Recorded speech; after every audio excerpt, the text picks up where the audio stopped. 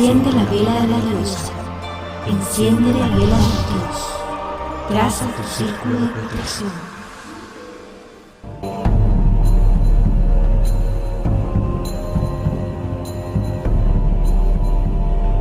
Los mitos de Aries. El mito del héroe.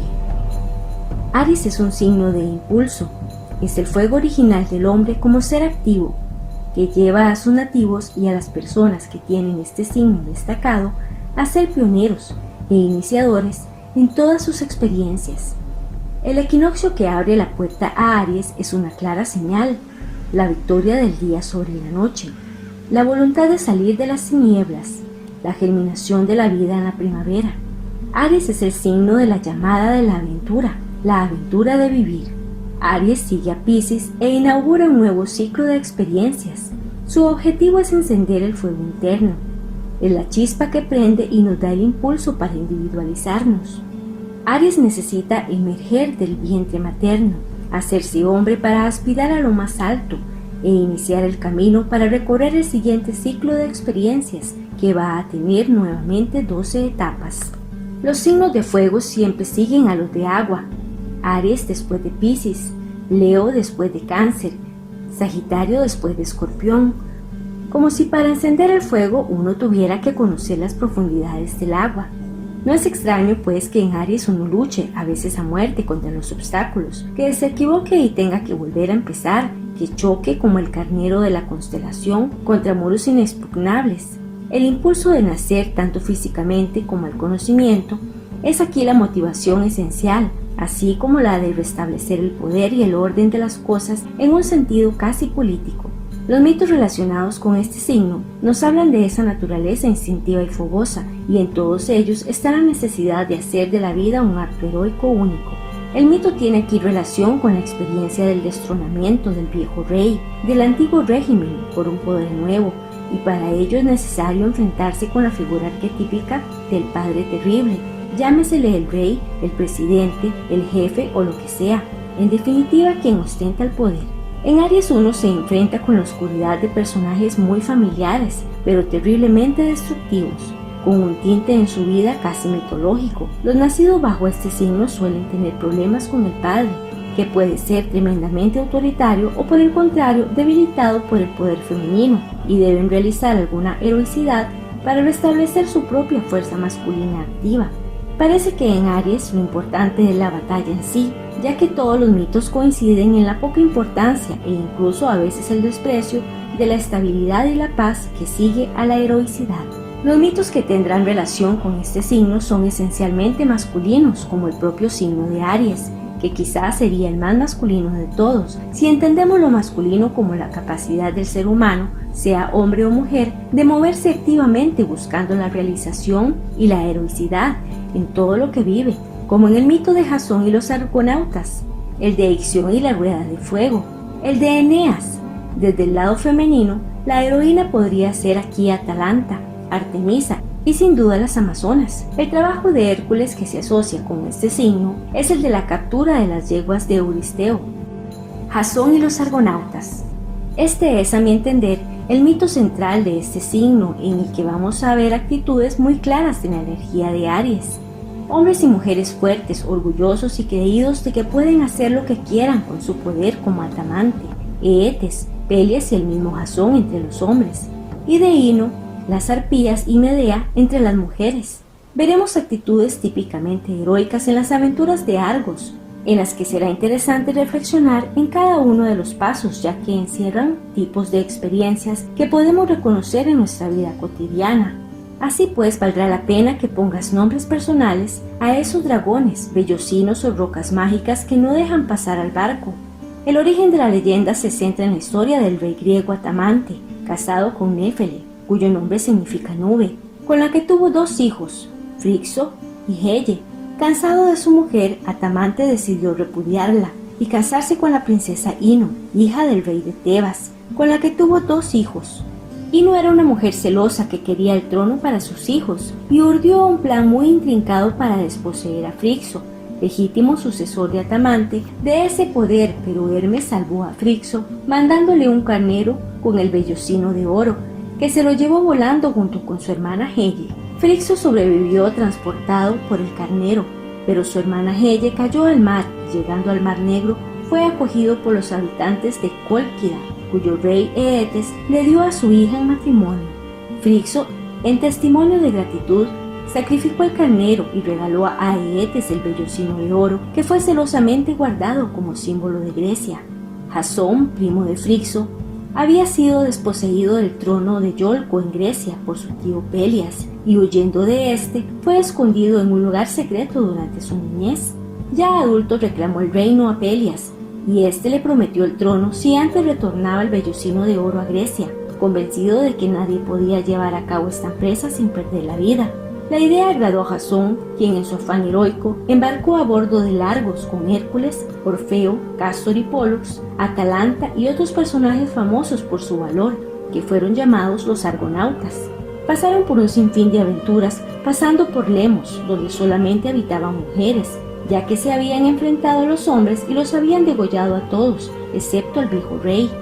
Estas mujeres, paradójicamente, acogieron amigablemente a los argonautas, quizá por su valor, y les colmaron de regalos.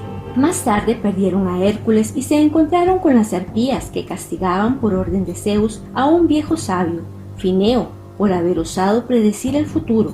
Le liberaron y éste les advirtió del peligro que correrían en las rocas Simplégades y de que debían llevar una paloma con ellos. Las Simplégades eran unas rocas que chocaban constantemente y debían pasar entre ellas sin identificarse con ninguno de los dos lados.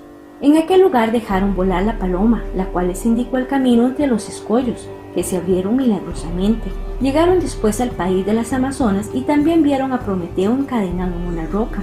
Al llegar al Mar Negro, el rey Eetes no creyó en ellos ni en su empresa, y poco dispuesto a darles el vellocino por el poder que representaba, les instó a realizar la más ardua prueba para conseguirlo, convencido como estaba de que nadie podría realizarla sin perder la vida.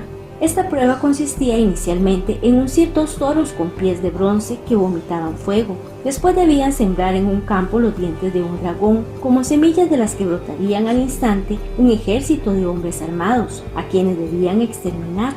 Jasón tiró una piedra en medio de ellos y se enfrentaron los unos a los otros. Con mucho esfuerzo pasaron todas las pruebas, pero quedaba la última: apoderarse del vellocino, que estaba protegido por una serpiente monstruosa. Entretanto, los dioses del Olimpo decidieron ayudar a Jasón y lo hicieron a través de la hija del rey Eetes, Medea, mujer de grandes poderes mágicos. Afrodita hizo lanzar a Cupido las flechas del amor, de forma que Medea se enamoró de Jasón y se dispuso a ayudarle con sus hechizos y adormeciendo al monstruo. Y con un ungüento mágico que le hacía invulnerable, Jasón pudo recuperar el vellocino de oro. Medea y Jasón huyeron en el Argos y Eetes mandó a Aspirtos, hermano de Medea, a perseguirlos. Y Medea, enamorada como estaba de Jasón, le convenció para que matara a Aspirtos y lanzara su cadáver al mar. Eetes, al ver los restos de su hijo, paró la persecución para recogerlos y hacer el funeral. De este modo pudieron escapar. Jasón volvió a Grecia y mató al usurpador Pelias, recuperando el trono que le correspondía, y se casó después con Medea, con la que tuvo 2 hijos. Pero no acaba aquí la historia. Más tarde Jasón se enamoró de la hija del rey de Corinto y, rechazando a Medea, iba a casarse con ella, pero Medea se vengó enviando a la novia un vestido envenenado el día de la boda, que la carbonizó al ponérselo. Jasón, encolerizado, iba a matar a Medea, y ella, desesperada, mató a sus propios hijos y escapó montada en un carro tirado por 2 dragones a través del espacio. Las crónicas dicen que Jasón jamás volvió a ser lo que fue. La actitud activa de Aries se ve en este mito incluso en la mayoría de los personajes femeninos, como las habitantes de Lemos, las Amazonas, la madrastra Ino, las arpías y la propia Medea, todas ellas mujeres con un gran coraje, así como terriblemente destructivas. Y aunque el personaje básico en este mito de Jasón, ninguno de los otros héroes es menos valiente e impulsivo. Si empezamos con Atamante, ya podemos ver un patrón de conducta que luego va a ser repetido por Jasón: el hecho de cansarse de su mujer y casarse con otra, el desprecio que el héroe hace de la estabilidad que Medea le aporta, y la necesidad de conquistar a otra mujer se vive a menudo en Aries, de una forma literal o bien buscando otra relación, otro trabajo o cualquier otra batalla, cuando todo hace suponer que ha conseguido lo que quería. La actitud de Aries normalmente tendrá que ver con la consecución de metas a corto plazo. La tranquilidad no le interesa, se mueve esencialmente por el impulso. Ve una cosa y va hacia ella, y lo vemos claramente en los personajes tan típicamente heroicos del mito, y también de una forma velada en las intrigas y pruebas de los personajes más oscuros del mito, tanto hombres como mujeres, Pelias, Eetes e Ino. También hay en el relato personajes ingenuamente buenos que sufren las injusticias de los otros, como son Frixo, Helle y Nefele. En Aries podemos encontrar tanto lo impulsivo, como Jasón y sus amigos los argonautas, que luchan por una buena causa, como los personajes oscuros que quieren el poder a costa de lo que sea. También a los ingenuos idealistas que viven como adolescentes las ganas de llegar a ser mayores y cambiar las cosas. Esta necesidad de cambiar el orden establecido subyace a todos los personajes, ya sea desde el idealismo propiamente dicho, como en Jasón y Frixo, como desde la crueldad y la venganza de los personajes más refinados del mito, como Ino y Medea. Y es a la vez la cualidad y el defecto más importante de Aries, o sea que para llegar a conquistarse es necesario volver a ser como niños, pero uno no puede quedarse ahí durante toda la vida. Si esta actitud sirve para enfrentar las pruebas con limpieza de corazón, Aries ha conquistado el mejor reino. Si no es así, no sirve de nada y da lugar a formas crueles y vengativas. El destino ariano tiene pues que ver con la lucha contra el propio poder destructivo, con la ayuda de su parte femenina, como hemos visto en Medea, cosa que a veces en este signo no se reconoce. La amenaza constante de destrucción que sufre el héroe por parte de personajes muy cercanos nos hace pensar en el problema básico de Aries, el sentimiento del rey destronado, es decir, la sensación de que uno es digno del más alto honor y que en cambio las circunstancias ambientales hacen que tenga que esforzarse tremendamente para llegar a conseguir lo que quiere y para llegar a un conocimiento que intuitivamente sabe que tiene. En la mayoría de relatos heroicos, el personaje central debe esconderse en su infancia para enfrentar el poder ilegítimo cuando es adulto. Es entonces cuando empieza su proeza personal y la toma de conciencia suele darse como una visión o una experiencia que conducen a un despertar lleno de significado.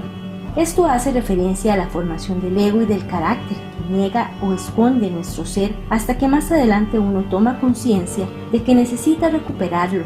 Después de esta conciencia, Aries tiene aliados, otros héroes que son los argonautas, pero aunque en el principio del camino encuentre ayuda, la prueba es para él solo, como si tuviera un destino único, individual. El pasaje en el que debe uncir los toros y sembrar el campo con los dientes del dragón es también significativo.